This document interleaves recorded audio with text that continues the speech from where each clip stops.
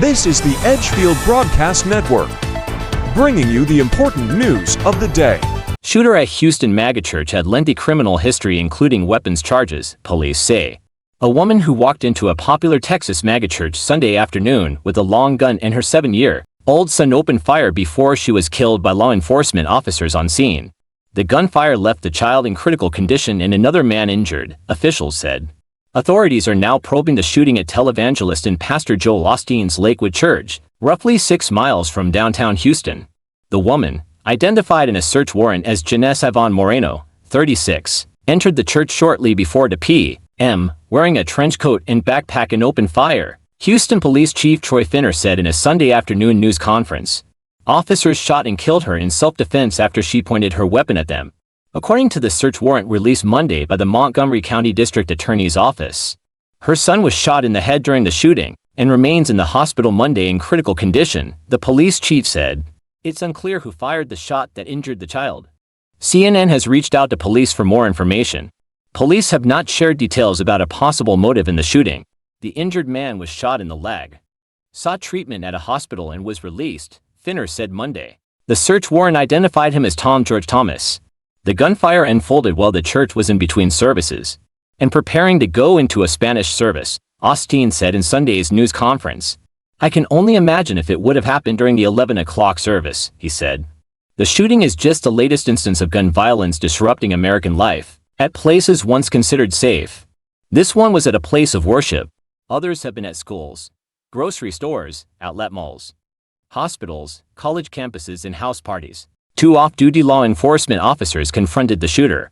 Moreno entered the church accompanied by her son. Once she entered, at some point she began to fire, the chief said. One federal law enforcement source told CNN she fired around 30 rounds. 2 off-duty officers were present, a 28-year-old Houston Police Department officer and a 38-year-old agent with the Texas Alcoholic Beverage Commission, both with less than 5 years of service. The 2 officers engaged the shooter and she was struck, the police chief said. She was pronounced dead at 2:07 p.m. local time. The shooter used a legally purchased AR-15 with a Palestine sticker on it, police said. A federal law enforcement source previously told CNN Free Palestine was written on the gun. She also had a .22 caliber weapon in her bag which was not used in the attack, according to a federal law enforcement source. Investigators are trying to determine whether she was politically motivated or a disturbed individual, the source said. I want to commend those officers. She had a long gun and it could have been a lot worse, Finner said. But they stepped up and they did their job, and I want to thank them for that. Both officers who engaged with the shooter will be placed on administrative duty, pending the investigation. As is protocol with officer-involved shootings, Finner said.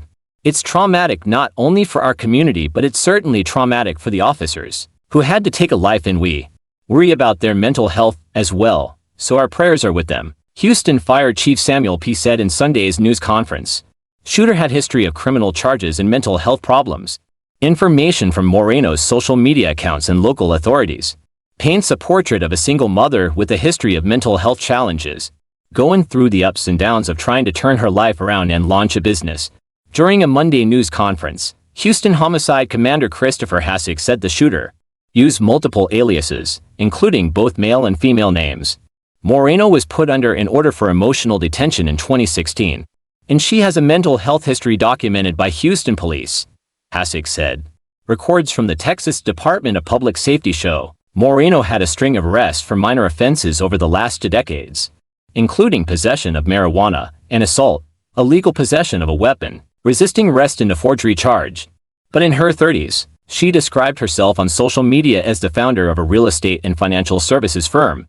By her own account on social media pages, she is involved in sales of everything from new condos to shopping malls. A social media post in March 2020 shows a screenshot of a form letter from Lakewood Church thanking Moreno for her donation. The story of a bitter custody battle between Moreno and representatives for her ex-spouse's family played out on her social media accounts. In 2022, when she had her divorce proceeding transferred to county court, according to an attorney who represented her, Moreno was also arrested on a weapons charge, a misdemeanor, which was cleared with 2 days' time served in the Fort Bend County Jail. According to police, there was some sort of family dispute between the shooter and her ex-husband and ex-husband's family, some of whom are Jewish. This might possibly be where all this stems from, Hassig added. He said police also found anti-Semitic writings connected with the shooter. Attorney William Capasso said he represented Moreno in 2001-2022 and told CNN Jeunesse Yvonne Moreno went by the name Jeffrey Moreno Carranza at the time. Capasso said he later withdrew as her attorney and she represented herself in divorce proceedings. I am deeply saddened to learn that Ms. Moreno may be responsible for the tragic events that occurred at the Lakewood Church and pray for the recovery of the child. And for all of the people that were affected by this terrible tragedy, Capasso. Police have said they believe Moreno acted as a lone wolf and is not part of a larger group. Woman also threatened a bomb. Moreno threatened that she had a bomb, but authorities searched her vehicle and backpack and found no explosives, the Houston police chief said. She was also spraying some type of substance on the ground, Finner said, but he did not share further details. He said fire authorities were on scene and we're going to take our time to ensure that any issue, any risk that we see is properly vetted. Right now, I can safely say that we have not found anything that is of concern to our community or to this location. But we're going to take our time to ensure that we look at every aspect, the fire chief added. The search warrant for Moreno's home said she had yellow rope, similar to a detonation cord and substances consistent with the manufacture of explosive devices. CNN has reached out to the Houston Fire Department for further information. On Sunday night, authorities searched Moreno's home in Conroe, Texas, in connection with the shooting. The Bureau of Alcohol, Tobacco, Firearms and Explosives confirmed Monday. Spokesperson Melissa Garcia told CNN the ATF Houston Division was one of the law enforcement agencies involved in the search. The home is about 50 minutes north of Lakewood Church.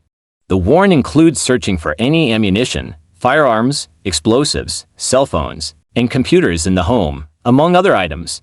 Texas Gov. Greg Abbott said he has been in contact with local and state officials and offered the full support and resources of the state to help the community.